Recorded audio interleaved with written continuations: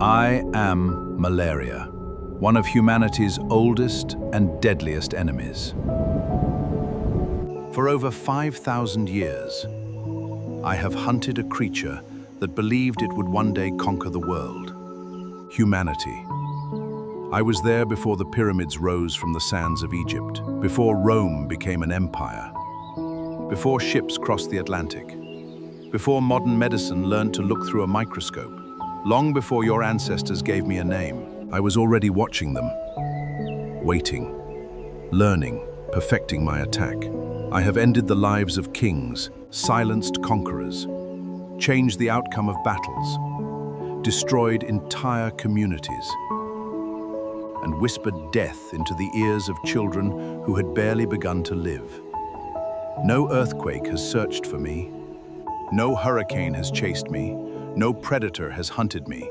Yet for thousands of years, humanity has feared my arrival. Ironically, most people have spent their entire lives blaming the wrong enemy. They hear the faint buzz of tiny wings. They swat at the insect. They crush it between their hands. Then they proudly say, "I killed malaria." No, you killed a mosquito. You did not kill me. Because I am not the mosquito. The mosquito does not create me. She does not become me. She is only my vehicle. A living syringe. A courier delivering a passenger so small that millions of me could fit inside, a single drop of blood. I am the real assassin. An invisible parasite. Scientists know me as Plasmodium, a name most people have never heard, even though I have infected humanity hundreds of millions of times. Some of my relatives make people terribly sick. But one of us became infamous, Plasmodium falciparum, the deadliest member of my family, the one responsible for most severe malaria cases across the world. But here's what makes me terrifying. I do not need strength. I do not need claws. I do not need venom. I only need one moment, one mosquito, one bite, one opportunity. Because once I enter your body, your own cells become my hiding place. Your own blood becomes my battlefield. And your own body unknowingly helps me multiply into an army. By the time you feel your first fever, the war has already begun. And that is only the beginning of my story. You may think my greatest weapon is the mosquito. It isn't. My greatest weapon is time. While humans search for me in the wrong place, I am already preparing my invasion. It always begins the same way. The female Anopheles mosquito descends almost silently. She is not hunting because she hates you. She is hunting because she must feed. She lands so gently that many people never notice. Then, she bites. In that single moment, something extraordinary happens. As she feeds, she injects a tiny amount of saliva into your skin. Hidden within that saliva, I leave her body. I have now entered yours. Not as an army, not as millions. Sometimes fewer than 100 of us begin the journey. Yet history has taught me a simple lesson. I do not need large numbers. I only need the chance to grow. Most invaders would attack immediately. I do not. I vanish.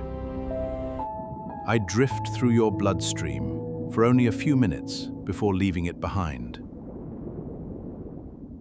My destination is somewhere few people would ever suspect. Your liver. For days, sometimes more than a week, you feel perfectly healthy. You go to work. You laugh with friends. You play with your children. You make plans for tomorrow, completely unaware that tomorrow is already changing. Inside your liver, I slip into one of your liver cells. There, I disappear from your immune system's sight. Not because your body is weak, but because I have spent thousands of years learning how to hide. Your liver becomes my first fortress, my first factory. One parasite becomes dozens. Dozens become hundreds. Hundreds become thousands. Thousands become tens of thousands. Every hour, my army grows. Your own cells provide the shelter. Your own nutrients provide the energy. Your own body unknowingly prepares me for the next phase of my attack. Without warning, the walls collapse. The infected liver cells burst open. Suddenly, thousands upon thousands of parasites flood into your bloodstream all at once. Only now does the battle truly begin. Only now do I reveal the target I have been seeking all along. Not your skin, not your muscles, not even your liver. I have come for the cells that keep you alive, your red blood cells.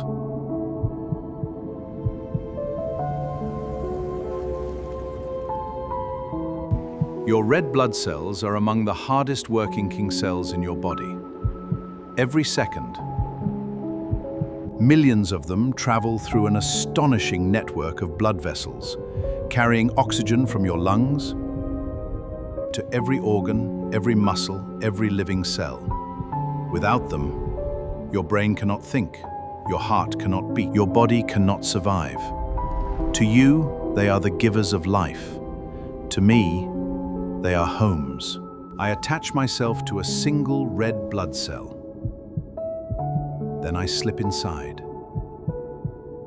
From the outside, nothing appears unusual. The cell continues its journey through your bloodstream, faithfully carrying oxygen as if everything is normal. But inside, I am feeding, growing, changing, multiplying. Soon, one parasite becomes many. The tiny house that welcomed one uninvited guest is now overcrowded with invaders. Then comes the moment I have been preparing for. The red blood cell bursts. Not one, not 10, but thousands of infected blood cells begin bursting throughout your body. Each one releases a new generation of parasites, all searching for fresh red blood cells to invade. Again, and again, and again. This cycle repeats relentlessly. With every wave, more red blood cells are destroyed. Less oxygen reaches your tissues. Your body senses that something is terribly wrong. Your immune system launches a massive counterattack. It releases powerful chemical messengers to rally its defenses. The battlefield erupts, and that is when you finally notice me. The violent chills that make your whole body shake. The sudden fever that leaves your skin burning. The drenching sweats. The pounding headache. The crushing exhaustion that makes even standing feel impossible. Many people think these symptoms are me attacking them. Not entirely. Much of what you feel is the consequence of a fierce war between me and your immune system. But I am not finished.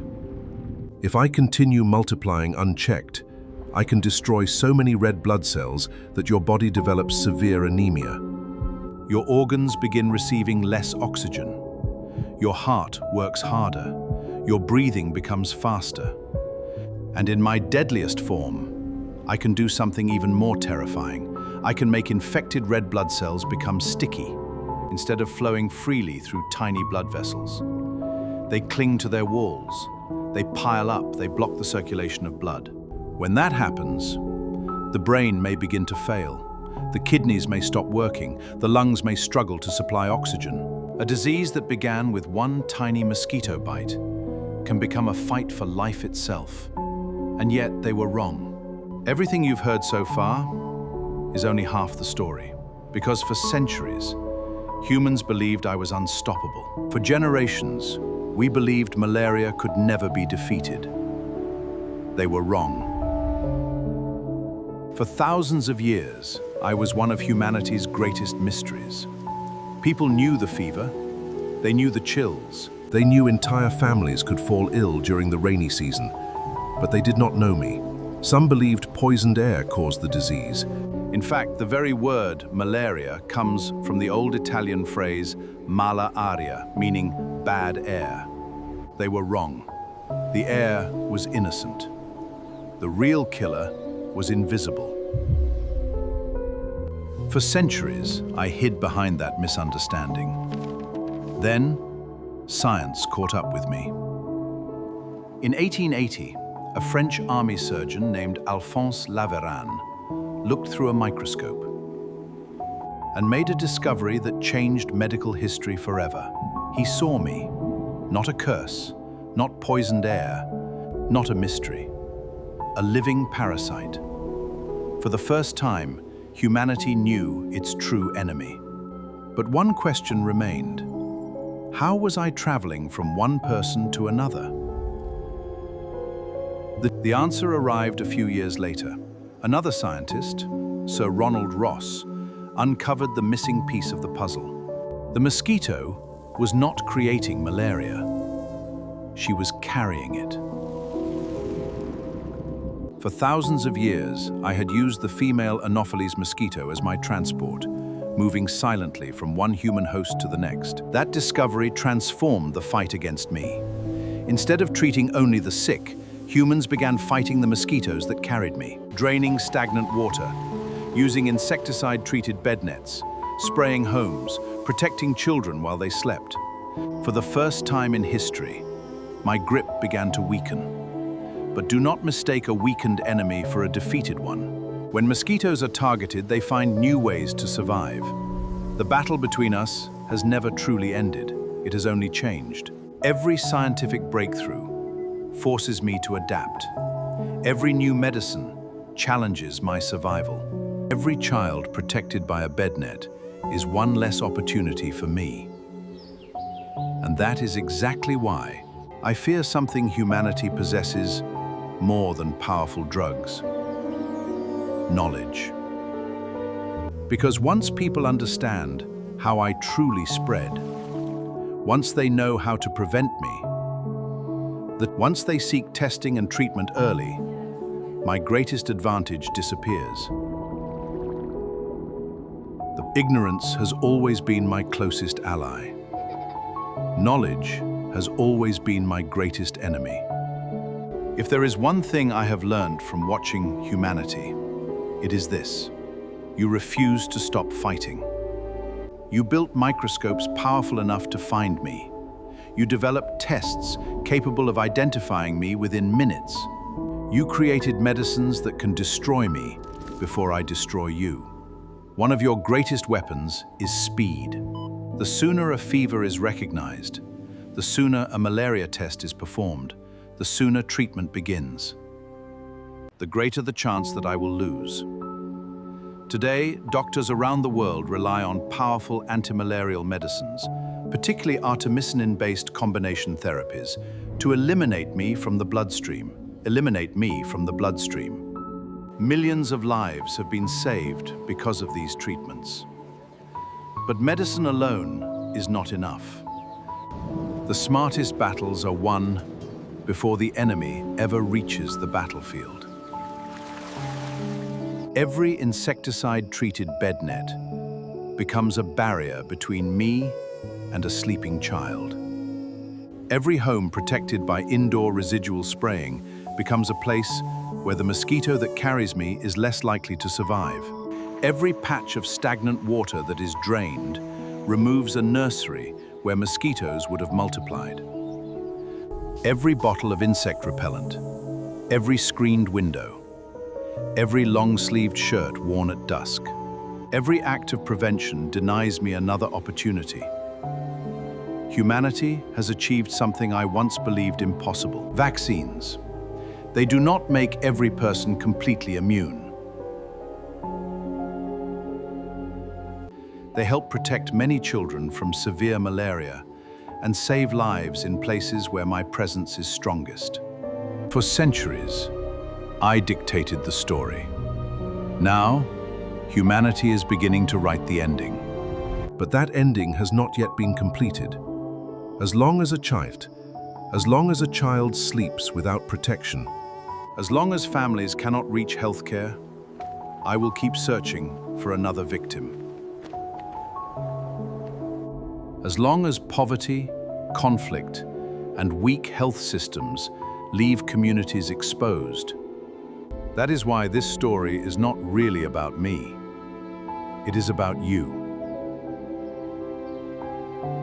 It is about the choices you make, the knowledge you share, the lives you protect. I have survived for thousands of years, but I am not invincible. Remember me for what I truly am. Not a mosquito, not bad air, not a curse. I am a parasite, a preventable one, a treatable one, and perhaps, one day, a defeated one. Until that day arrives, protect your home, protect your family, protect your community, because every life saved is proof that knowledge is stronger than fear, and that even humanity's oldest enemies can be overcome.